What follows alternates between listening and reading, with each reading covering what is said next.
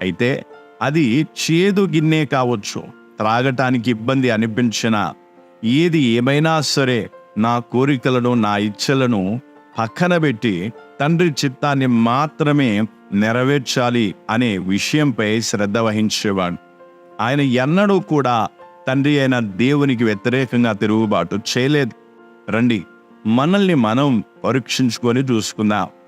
మనకు కూడా యేసు క్రీస్తు లాంటి మనస్సు ఉందా?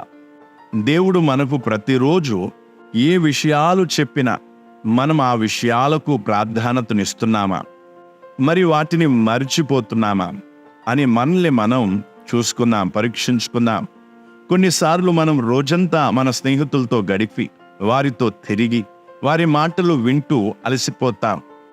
ఇక ఉదయాన్నే మనల్ని నిద్ర లేపిన లేక మేలుకొలిపిన దేవుని స్వరాన్ని మనం గుర్తించలేకపోతాం.